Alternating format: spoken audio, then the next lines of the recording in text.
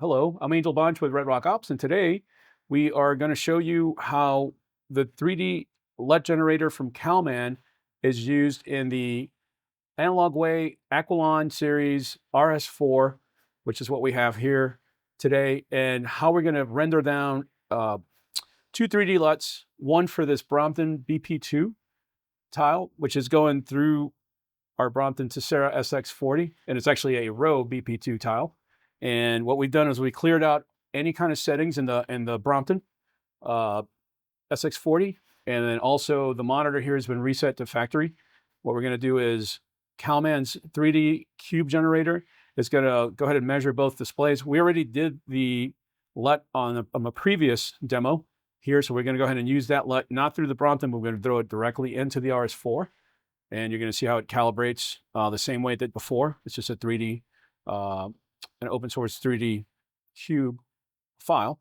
And then for this monitor that's here, we've never touched it. We're actually going to use the Portrait Display's C6 5000, which is our new offering of meters. The previous version was a C6 2000, and this meter follows that tradition and ups the amount of luminance it can read, and it's also a little bit faster.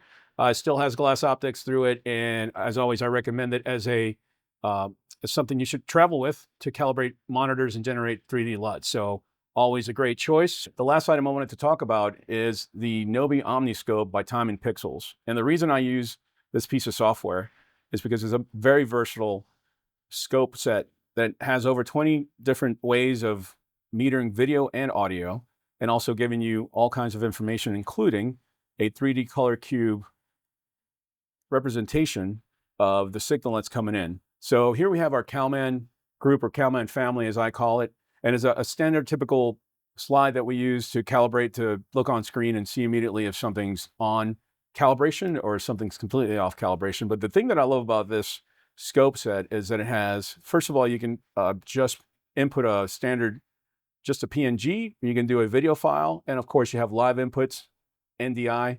There's many ways of getting the signal into the scope. And so you can see we're using our standard PNG here. The CIE plot is incredible because you can do Rec 709, 2020. There's also false color. You have your standard waveform parade.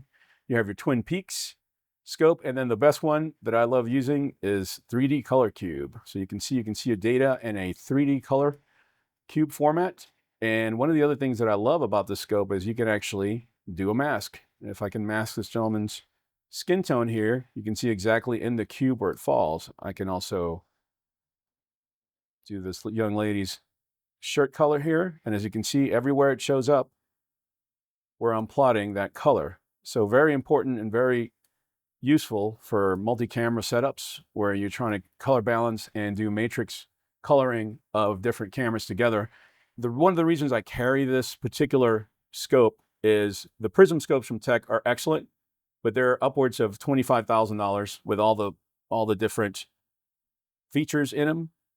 This scope is about $400, so $399. And today I'm offering a 15% discount with a code that we're going to be linking in the video, so that you can have your chance to try these scopes and just realize how great and this Omniscope product is, how versatile it is. And it's something you can carry in your Mac or your PC.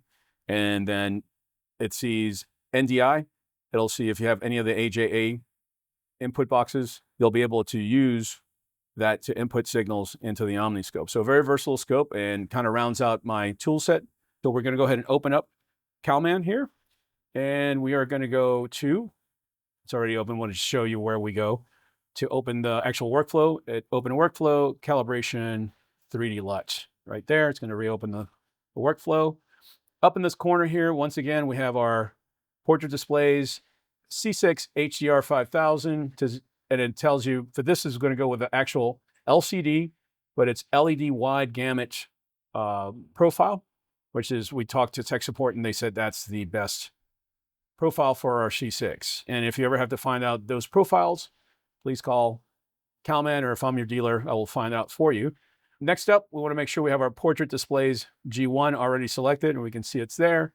As you can see on both of these monitors, a monitor and tile, we have the screensaver going. And so we're actually now going to employ and turn on the direct display control to load that 3D cube generator. So we're going to scroll down to portrait displays. It's already there. And we're going to go and select 3D LUT cube generator and hit connect. And then Calman's going to actually connect to it. And then we're going to give this a profile. So I'll just call it Asus PD24, I believe, monitor. That's what the LUT's going to be called in the end. And then we're going to go ahead and tell Calman we only want to do a 3D LUT. Here's all the settings from before. Our meter, our pattern generator source, G1, and then our cube generator is all set there. So let's go ahead and go next. And here we go with our targets. We're going to do the same thing we did with the tile, D6500. For this one, actually, I'm going to leave the BT1886 gamma because that's what's usually suggested for LCD monitors, and just to show the differences in the LUT and what it's doing. So we're going to go ahead and go next. And we're going to do our pre-calibration capture here. Again, I'm going to go to 10, 11 points. That's just what I do. And in the previous videos, I said you can save everything we're setting here. You can actually set it by saving your own workspace. And that's something that we often do. I just leave it like this for class because I like to show people where to change those settings. So here in Delta Formula, which is our luminance, how much resolution we have in our luminance, from Delta 2000, we're going to do ITP, which is the new, I would call it WCG or wide color gamut standard for measuring luminance. And here we go. Let's do our read series and let's see how the monitor performs. And as you can see, we're using the C6 here is hanging. There's a little weight. That is not an EMI filter. That is a weight that you can hang over your monitor. And so it's perfectly balanced so that the meter hangs exactly where you want it on the screen. And here we go back. We're reading this monitor here. It's not bad at all. It's very flat. As you can see, there's a little bit of correction on the red and a little bit of fall off, but the EOTF tracks beautifully. And so now we're going to go ahead and check our white point, which is incredible at 6500 dead center. Just a little bit of gamut offset, which is great. That means the LUT will do its job. And so you can see blue is right here. If you hover your mouse cursor over any data on the screen in Calman, it'll tell you what that data is reading back. So as you can see, and also in the patches here, it'll tell you what the average, the actual and the target is seeing. So there's a little bit of correction to be done there. And we're about 28.3 points away from your Delta E. So pretty good. I mean, the monitor reads pretty well. So this LUT won't be doing too much of a heavy lift, but still we're showing what the LUT engine will do through the Aquilon RS4, through the live, and then this is the live premiere series from Analog Way. So we're going to go to our next page here. And actually, we're going to go straight into our 3D LUT page. And the Aquilon uses 3D LUTs, so no reason to calibrate a 1D LUT. If we were using an AJA color box, that has a 1D LUT and a 3D LUT path, and actually 4 more or 5 more paths in there that it can take. So we would actually be able to calibrate 1D and 3D LUT. But the Aquilon has 2 3D LUT paths in there. So let's go ahead and do our first read. And basically what this first read is doing is looking to see where your white point is. And it's also giving us this average here, 1.3 seconds per read. When we read the tile before with the cline's much faster. It's also a much more expensive meter, but the C6 keeps up in various ways. All we need to do here is 1.3. I usually set the delay to 1.5 if it's 1.3, just so we're not overlapping reads, right? For bit depth, we'll stay 16. Our cube size will be 33 points. And our common format here is going to be cube.cube. Also, we're going to do a lightning LUT, and we're going to leave our video range to extend it SMPTE plus. And as you can see, our file path is called Asus PD24, depending on where you're East Coast or West Coast, how you say that. All right, so we're going to go ahead and launch this. While this is doing its measuring, one thing that I wanted to say is that one of the massive advantages that the RS4 platform has is that it has two paths on the input, 2 3D LUT paths on the output. So you can add a corrected LUT, and let's go here and show on the actual app while this is recording. As I load up the WebRCS panel here, you can see as I go to an output, and I'm going to click an output here, in the signal path, there's actually a LUT, and in the adjustment path, there's actually a LUT here. If we go to our LUT libraries, There's conversions, correction LUTs, and then there's Cremat 3D LUT. The Cremat's more for when you do your key and fill, but still it has that ability. There's also a application that allows you to load something up on your laptop and generate a 3D LUT for that particular side. But we're using conversion and correction LUTs. For right now, for these monitors, for the LED, LUT 1 will be for our BP2 tile. I'm actually going to label that BP2. BP2. And then we're waiting for Calman to generate its LUT here. Once it finishes, it's 85 reads. The other thing I wanted to say is not only do we have 2 LUT paths on the input, so one on the input and then on the output, also the multi-viewers on this thing have LUTs. You can put LUTs in the multi-viewers. And one other thing is the huge feature about having LUTs internally on this presentation switcher is latency. You're not adding, if you had to add a LUT box on top of a LUT box, you'd be adding a frame to 3 frames. So just imagine having up to 6 frames on the input and then another 3 to 6 frames on the output. You know, on IMAG or image magnification, which we do all the time, basically cameras on display. If you have that much latency and I move my hand or lip sync, being 6 to 8 frames out, just imagine 33 milliseconds at 59.9 is how much time you're adding every time you add a frame. So having these LUTs built in to the actual processing here natively not only takes away that latency, but also the LUT engine runs at the processor bit depth, which I've been told is 20 bits, right? The inputs will do 8, 10, and 12 bit, but the processor itself runs at 20 bits. So we're running these 3D LUTs at a much higher bit depth, and then they get put back down as the path is going through the actual box. So all in all, huge advantage. Only switcher in the industry, only presentation switcher that's doing this in the industry, and by having that capability, we're able to do what you're going to see here. We're able to calibrate a tile with Calman, the 3D LUT engine, and drop it on this output. And we're going to do the same thing with this LCD display. So very exciting. And we have 62 reads left. So we'll see you in another 60 reads. All right. So here we are. We've finished reading. And now the Cube Generator is going to start recalling the profile and start profiling the points that it read. And it's going to start it's curtailing the mesh to tame the gamut space that it was. Now, one thing that I wanted to explain here is when I first grabbed this monitor, I reset it to factory. I want to make sure that we're not adding anything in the mode inside of the actual color settings in the monitor. I just want it factory as much as possible. The only thing I might do here is just make sure it's bright enough. And so the way the LUT's going to work is it likes to curtail down. It's not going to add. You can't add something that's not there. For example, if you don't have red, or your monitor doesn't output enough red gamut, you're not going to add gamut with a LUT. What you're doing is you're basically EQing, or you're basically curtailing down and moving points so that that color matches exactly what the color point should be in X, Y, and Z space, right? So X, Y, and luminance. So that's what the LUT is doing. As I said before, when we read this, we saw that the monitor was already pretty close to where we needed it, and the LUT's not doing such heavy lift here.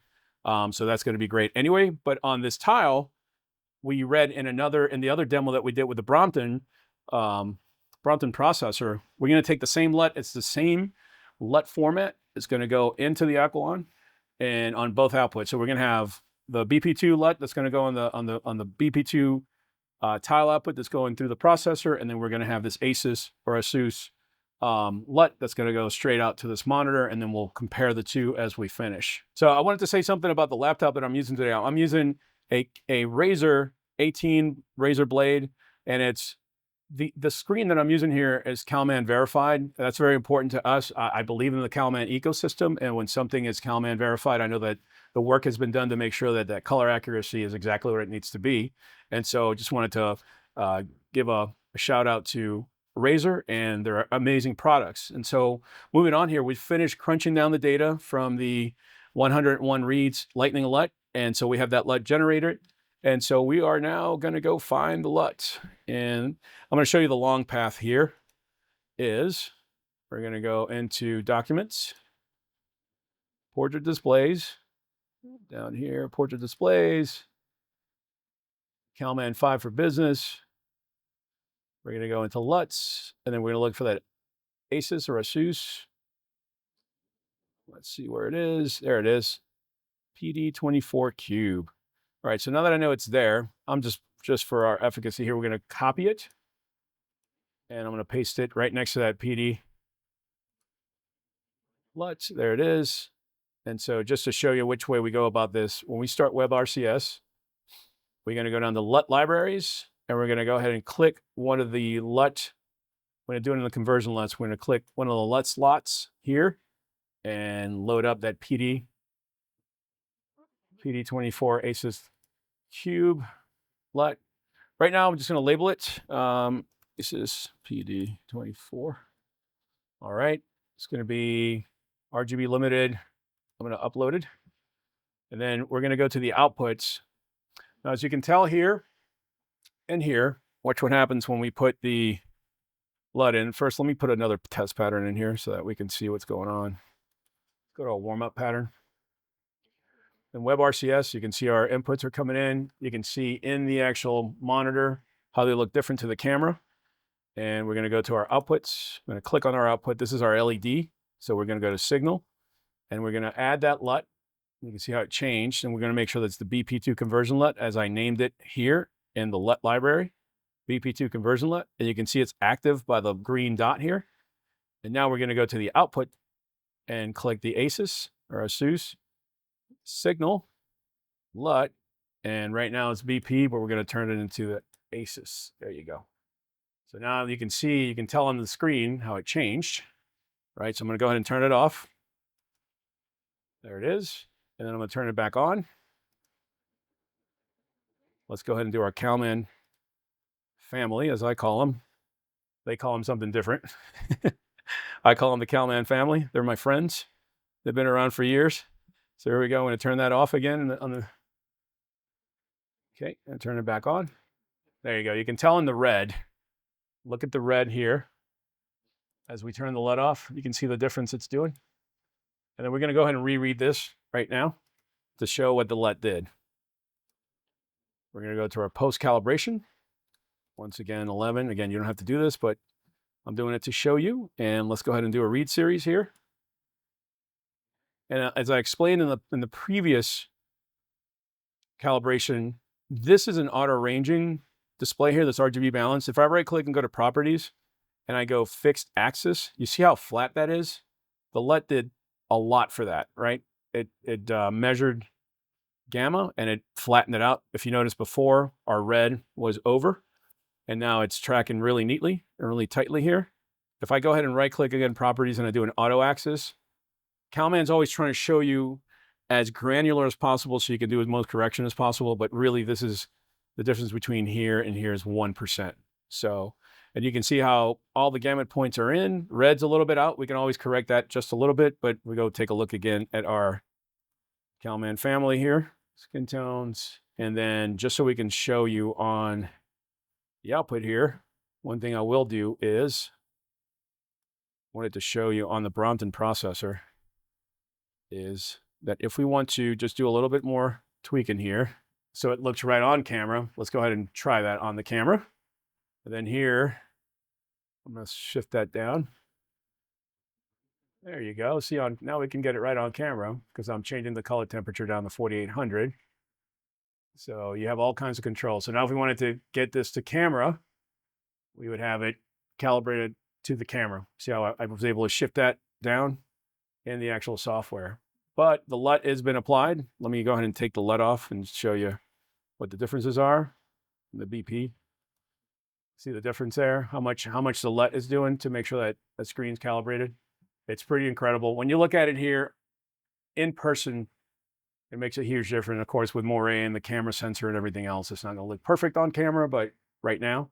But truly amazing what we can do with this Aquilon RS4 and all the different modes that are available to it. And the shining star here is the Calman 3D LUT engine, and also the C6. And over here we have our meters, Klein K10. So my name's Angel Banchs. I hope you've gotten a good view and idea of what the Calman suite can do for you, what the 3D LUT generator does for LUT-enabled pieces of gear in our live industry, and hopefully you understand and the power that this brings to your workflow into your shop. Again, Analog Way, Live Premiere Series, Aquilon RS4, the Brompton SX40, and then we talked about the AJA Color LUT box or color box, and Omniscope by Nobi. So thanks again. Hope you have a great day. Talk to you soon.